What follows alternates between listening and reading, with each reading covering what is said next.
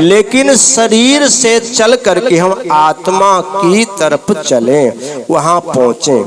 तो सबसे महत्वपूर्ण कार्य हमारा है कि घर के, गृहस्थ के, संसार के, समाज के, देह के कार्य करते चलो, क्योंकि आप भोगों से दूर नहीं जा सकते, कोई नहीं जा सकता।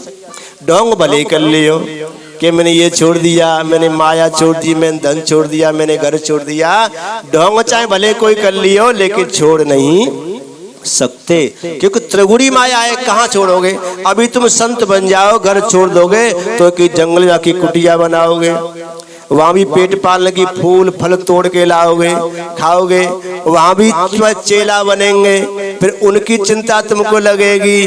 तो कहने का तात्पर्य कहीं तुम कुछ छोड़ नहीं सकते, तो भागने की आवश्यकता नहीं है। जहां भी हो वहीं ये चिंतन करें, क्योंकि हम सोचते हैं कि हम भोगों से निवृत्त हो जाएं, हम अपने दायित्वों से निवृत्त हो जाएं, बच्चन ने पढ़ाए लें, लिखाए ले, नौकरी लगवाए लें, एक कोठी बनवाए ले, ये दूसरी और बनवाए ले, गाड़ी पुरानी है ये नई ले ले। जब सत्संग सुनेंगे, जब कथा सुनेंगे, कथा करवाएंगे, और तब जाकर के गुरु दीक्षा लेंगे, गुरु मंत्र लेंगे, तब माला लेंगे, तब भजन करेंगे। क्या पता? एक पल का पता नहीं है, और इतना सारा इंतजाम हम करते हैं। यही तो विद्वान ने लिखा कि निकल जाएगी छोड़, क्या भरोसा। One day all go but not stay here. एक दिन सबको जाना है, यहाँ नहीं ठहरना। ये देश बेगाना है, तो जहाँ जाएंगे वहां के लिए मुझे टोसा टम्बर की व्यवस्था तो कर ले। बगल में टोसा, फिर किसका भरोसा, जी चाचा खोले खाए ले। और जब बगल में टोसा ही ना है तो सब पे टोसा खोल खोले खाएंगे तो मुंह तकेंगे।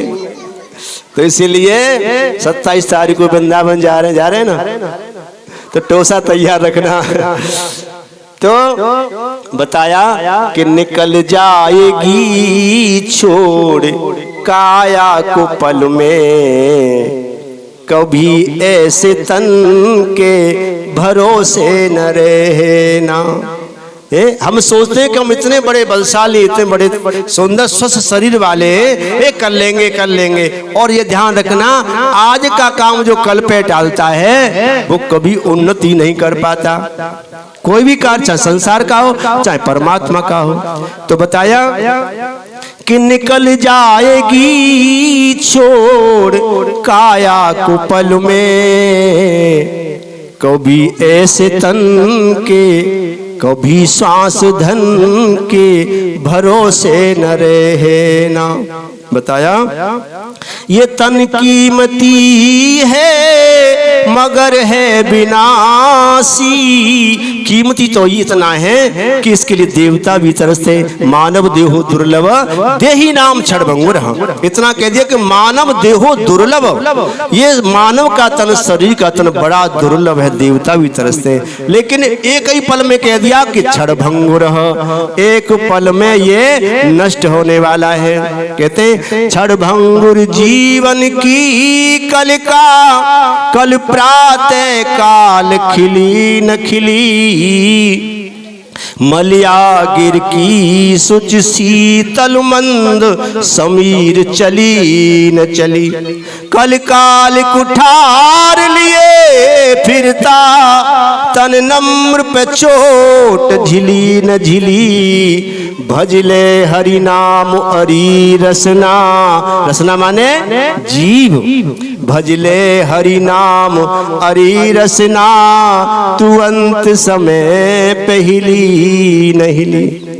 तो इसीलिए संसार के, घर के, गृहस्थ के कार्य करते चलो, लेकिन भगवान के लिए भी 2 मिनट, भगवान के लिए क्या, अपने लिए 2-4 मिनट अवश्य निकालो। भगवान का जहाँ मंदिर बना है घर में, वहाँ आसन डाल लो, 2-4 मिनट वहाँ से बात कर लो। दुख है तो 2 आंसू बाके सामने रोए लो, कहो बाहर के सामने मत रोइयो, वो तो तेरी मजाक बनाएंगे। अरे वो सच्चा हितैषी है, वो तुम्हारे एक एक आंसू की कदर समझता है, बाकी सामने सच्चे दिल से तुम 2 आंसू डाल के देखो। अगर जीवन में आनंद न भर जाए तो मेरा कान पकड़ लेना, वो सुनता है सच्ची पुकार, सच्चे आंसू वो सुनता है। तो उसके सामने अगर जीवन में खुशी है तो उसी के सामने हंस लेना, धीरे से ठाकुर जी के सामने, अपने इष्ट के सामने, गुरु के सामने मुस्का लेना। और दुनिया वालों के सामने हंसेगा ना तो 24 घंटे में तेरी हंसी गायब करने का प्रयास करेंगे। सारो हंस कैसे रहे, बड़ा अभिमान। तो इसीलिए कि संसार में न रो और न हंसो, भगवान के सामने हंसो, भगवान के सामने ही रो, क्योंकि वो सच्चा आपका हितैषी सुनने वाला है। तो इसलिए बताया कि ये तन कीमती है मगर है विनाशी, कभी ऐसे तन के भरोसे न रहना। हम सोचते काम दुनिया के कर ले, धन धाम अर्जते और नाम कर ले। हमारा जीवन पूरा दिन रात शास्त्रों की खोज में, ज्ञान की चर्चा में, सत्संग में जाता है, हम कुछ नहीं करते। और फिर भी सुबह शाम ठाकुर जी का भजन करते हैं। पता नहीं सवेरे आंखें खुलेंगी कि नहीं खुलेंगी, क्या पता कथा कहते कहते ही और भगवान की कृपा हो जाए। तो इसीलिए एक पल का भरोसा नहीं है। बताया कि हम सोचते काम दुनिया के कर ले, धन धाम अर्जते और नाम कर ले। इतना तो इकट्ठा कर लिया है, 1 लाख तो इकट्ठा हो गया, अभी 2 लाख की कोशिश कर रहे हैं, वो भी हो जाएगा, अच्छी बात है। धन धाम अर्जते और नाम कर ले, फिर लेकर गुरु से माला, एक दिन लेकर गुरु से माला भजन हम करेंगे, कभी उस दिन के भरोसे न रहना, कभी उस दिन के भरोसे न रहना। एक दिन 60, अभी उम्र का है हमारी, 60 साल के हो जाएंगे ना, जब भगवान को भजन कर लेंगे, जब कोई अच्छा सा गुरु, अच्छा सा मलूक सा गुरु देख के एक मंत्र ले लेंगे और तब भजन करेंगे। क्या भरोसा है जिंदगी का, न जाने कब कब निकल जाए। इसलिए एक पल में तो ये सब कहता हूँ कि अच्छा खाओ, अच्छा पहनो, अच्छी कोठियों में रहो, अच्छी गाड़ी में चलो, खूब सोने चांदी से लदे रहो, लेकिन प्यारे भोग में जियो, क्योंकि भोग से आप दूर नहीं जा सकते। भोगों से तो उत्पत्ति हमारी तुम्हारी जागे कहाँ, लेकिन भोग के साथ योग भी करते चलो। धीरे धीरे समय पाकर के भोग से आपकी निवृत्ति होती जाएगी, क्योंकि शरीर थकता जाएगा तो भोग से निवृत्ति होती जाएगी और योग बढ़ता जाएगा। इसीलिए योग से जुड़ते रहो, भगवान का भजन जरूर करो। 2 बात, गुरु की सेवा और इष्ट का भजन, ये 2 चीज अपनानी चाहिए। सेवा क्या होती है? सेवा तन की, मन की, धन की। गुरुजी पे वस्त्र फट गए, अब तो चकाचक पहने बैठे, तो वस्त्रों की व्यवस्था करिए। गुरुजी भूखे हैं तो रूखी सूखी रोटी की व्यवस्था करिए, ये सेवा होती है। गुरुजी भूखे बैठे, तुम पैर दबावे लग रहे, तो ये तन की, मन की, धन की सेवा, ये सेवा होती है। और ठाकुर जी की पूजा और भजन होता है, लेकिन कर रहे हम उल्टी। ठाकुर जी की तो सेवा कर रहे हैं और गुरु जी की पूजा कर रहे हैं। तो क्योंकि जिसको जो जरूरत है उससे ये कार्य चलेगा। गुरु की तृप्ति तो भोजन से होगी, गुरु की प्रसन्नता तो वस्त्र पहनने से होगी, गुरु जी की जो समस्याएं वो दूर करने से होगी। गुरु की आरती उतारते रहो, थाली लेके गुरु जी आएंगे, गुरु जी की आरती उतारते हो। गुरु जी भूखे बैठे हैं तो आरती की जरूरत तो ठाकुर जी को है, गुरु जी को तो भोजन की जरूरत है। अच्छी बात है, सम्मान करो, लेकिन ये भी सेवा का अलग महत्व होता है। तो इस तरह से अगर हम करेंगे, संसार में रहें, अच्छा खाएं, अच्छा पहने, मैं इसका समर्थक हूँ। मैं ये नहीं कहता आप छोड़ दो, मैं कितना भी कह लूँ छोड़ ही नहीं सकते। नाटक भले कर लियो, दिखावा भले कर लेना। एक त्यागी जी संत रहे, त्यागी जी नाम उनको त्यागी जी, और उन्हें माया छोड़ दी, पैसा छोड़ दिया। पैसा पकड़ते नहीं है, पैसे से मोह नहीं है। एक दिन का बड़े सेठ के यहाँ और दावत पे चले गए, संत जाते ही रहते हैं। अब जब दावत पूरी हो गई, भोजन हो गया, अब एक एक सोने की 80 रुपये दक्षिणा में आई। अब संत जी तो पैसा छूते ही नहीं है। अब सोने की 80 रुपये दे के अब संत जी को, त्यागी जी को मन लोभ में आए रहो, ललचा रहो। अब वो लेके आए सोने के 80 रुपये के, ले सब संतों को सबने ले लिया। अब वो ही बैठे तो बोले कि देखो इसे दुपट्टे में बांध दो, हमें छूते ही नहीं है, हम छूते ही नहीं है, इस दुपट्टे में हमारे पीता मुने बांध दो। तो ऐसे छूने से क्या फायदा, जैसे छुई ले रख ले जेब मिलेगी। तो नाम त्यागी बेशक रख जाए लेकिन त्याग नहीं होगा। किसका त्याग करेंगे? इसलिए मैं कभी त्याग के लिए नहीं कहता। अच्छा खाओ, अच्छा पहने, अच्छे रहो, खूब ठाट-बाट से रहो। तुम ठाट-बाट से रहो, गुरु जी को भी ठाट-बाट से रखोगे। जब तुम ही भूखे मरोगे तो गुरु चाय कहाँ से पिलाओगे? मैं तो यही प्रार्थना करता हूँ ठाकुर जी, जितने भी जुड़े सब करोड़पति, अरबपति, सकपति हो, लखपति हो। कहते हैं ना कि शिष्य मेहरबान, गुरु पहलवान। शिष्य जब धनवान मेहरबान होगा तभी तो गुरु पहलवान होंगे। तो इसलिए खूब आनंद से रहो, लेकिन प्यारे सत्संग, कथा, कीर्तन, भजन से जुड़ते चलो जितना भी समय। यही अंत में काम आएगा। ये निश्चित है कि धन दौलत, ये कोठी, गाड़ी, बंगले, ये काम नहीं आएंगे। और बस काम तो अंत में यही आएगा। क्योंकि अगर ये हम तुमसे ये नहीं कहेंगे तो फिर तुम्हारे साथ साथ तुम्हें तो डंडा पड़ेंगे ही, तुमसे ज्यादा हम में पड़ेंगे। कि हमने परमात्मा ईश्वर पूछेगा, हमने तुझे भेजा भाई, इन्हें तो आदत है भूलने की, तुम्हें बीमारी एक लगी है भूलने की, और हमें बीमारी वो नहीं है। तो हम यहाँ आते ही बार बार याद दिलाने के लिए, सत्संग के माध्यम से, कथा के माध्यम से, भजनों के माध्यम से, चर्चाओं से, कि आप याद करो परमात्मा को। ये गुरुजी कहते हैं ना हमारे कि बेटा याद है तो आबाद है, और भूल गए तो, उनका यही वचन हमें याद है। याद है तो आबाद है, और भूल गए तो, इसीलिए याद, डोंट फॉरगेट द गॉड।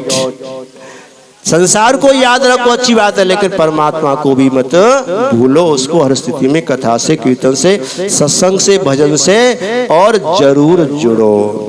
जीवन में गुरु बनाओ। गुरु नहीं है तो भगवान शंकर को गुरु मान लीजिए, और उनका ये नित्य प्रति भजन जाप करिए। ये बहुत तुम्हें काम देगा। संसार की जो समस्या उनसे भी आपको ये छुटकारा दिलाएगा 100%। ऐसी कोई समस्या नहीं है जो भगवान की कृपा से दूर न हो। हमें विश्वास नहीं है तो इस तरह से हम उससे जुड़ेंगे तो जीवन में आनंद और धीरे धीरे हमारी आत्मा का उद्धार होगा। उसके लिए प्रयास करेंगे और हमारा जीवन सुलभ बन जाएगा। क्योंकि जब आत्मचिंतन हम करेंगे तभी हमारी गति, सदगति और परम गति की प्राप्ति होगी। अगर ऐसा नहीं करेंगे तो चाहे तुम कितना भी सुख वैभव भोग लेना, कितने भी अच्छे व्यंजन खा लेना, कितनी भी कोठी गाड़ी बंगला में रह लेना, कितना श्रृंगार सुंदर कर लेना, कितना भी शरीर में बल कर लेना, लेकिन अंत में अधोगति होगी। मनुष्य का तन तुमको पाना है तो भगवान का भजन करो, क्योंकि अभी इस जीवन में इतनी शक्ति भक्ति नहीं हुई कि तुम्हारी भगवत प्राप्ति हो जाए। इसीलिए जो भी भक्ति बनी है अच्छी बात है, आगे और तुम्हें समय मिले तो इसलिए भगवान का भजन अवश्य समय निकले। जब बच्चों से फुर्सत ना मिल रही है, घर में बहुत काम है, तो जब सोन सब सो जाए, चाहे 10 बजे, चाहे 11 बजे, चाहे 12 बजे, 4 बजे, कभी भी बिस्तर पर बैठ के पास से 2 बातें कर लो। बाप प्यारे से 2 बातें करके तो देखो, वही तुम्हारा भजन हो जाएगा। जरूरी नहीं है कि तुम आसन लगा करके मंदिर के सामने ही भजन करो। समय मिलता है, नियम बनता है, बहुत अच्छी बात है, ये तो बहुत अच्छी बात है। अगर किसी कारण से समय नहीं मिलता है तो जब समय मिले, जब जागो तब सवेरा। तो ऐसा नियम हम अवश्य बनाएं ताकि हमें दोबारा भगवान कृपा करे और हमें मनुष्य का तन दे दे। अगर मनुष्य का तन पाना है तो भगवान का भजन करो।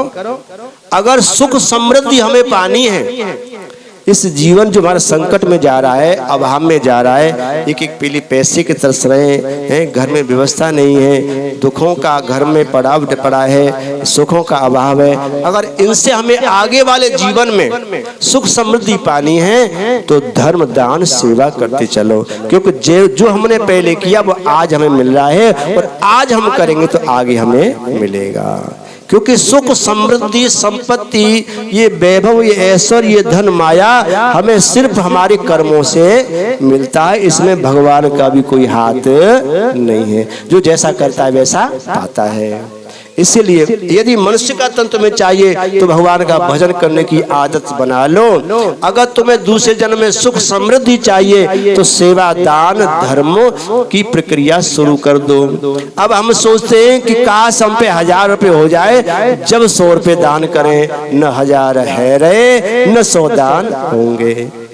आज हम पे अगर 10 रुपए हैं तो 1 रुपए हम दान में सेवा में लगाएं तो भगवान कृपा करेंगे, कल तेरे पास 1000 भी होंगे। क्योंकि वो देता उसी को है, वो उसी को देता है जो देता है भाई, वो सबसे बड़ा दानी है ना, और वो देता उसी को जो देता है।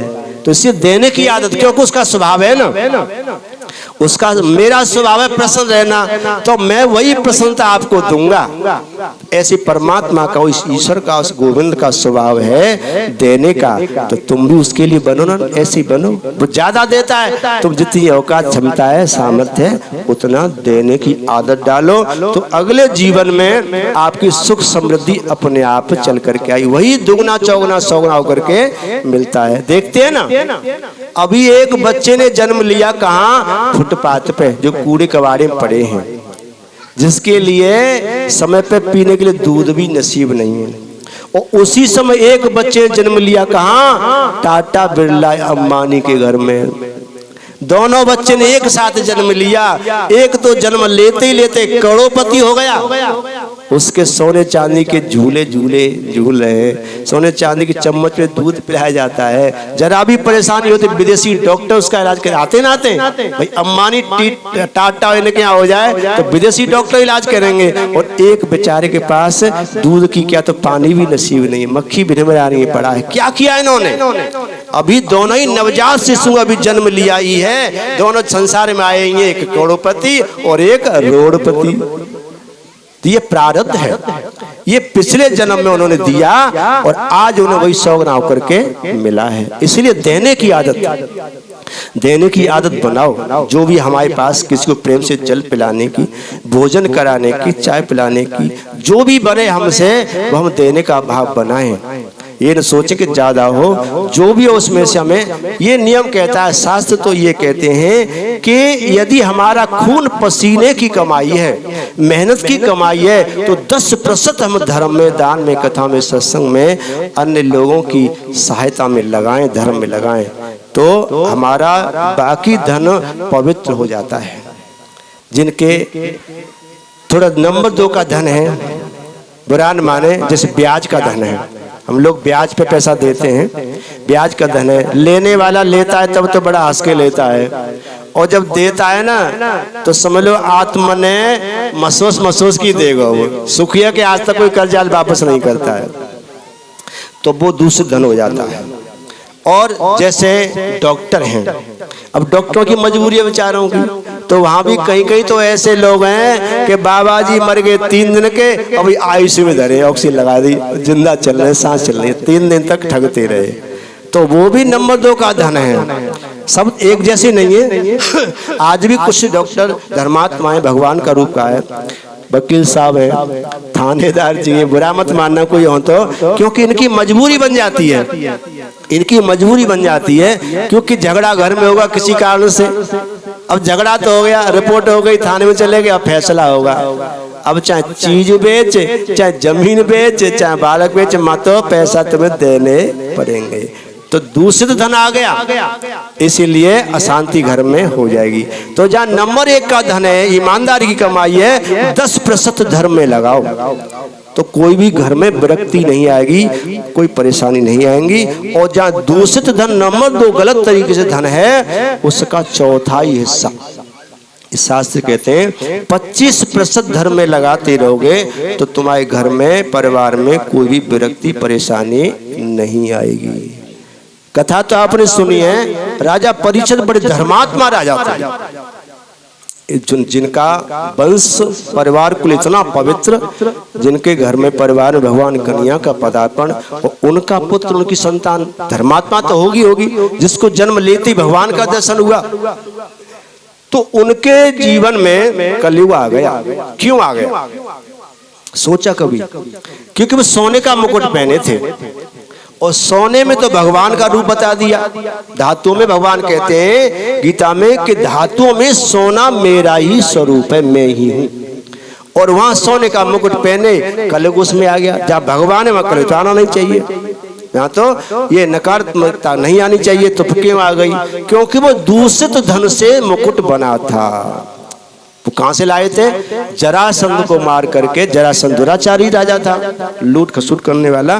तो उसने सता करके गलत तरीके से धन इकट्ठा किया और उसका मुकुट बनवा के रखा। तो उसको मार करके जब कृष्ण और भीम अर्जुन तीनों आए थे तो उस मुकुट को लेकर आए थे। वही मुकुट राजा परीक्षित धारण किया। इस कारण से कलयुग का वास हो गया। तो इस तरह से हम दान की भावना बनाएंगे तो जीवन में आनंद आएगा। बोलिए आनंद कंद भगवान की जय। तो इस तरह से हम विचार करेंगे तो आत्मा की उन्नति हमारी होती रहेगी।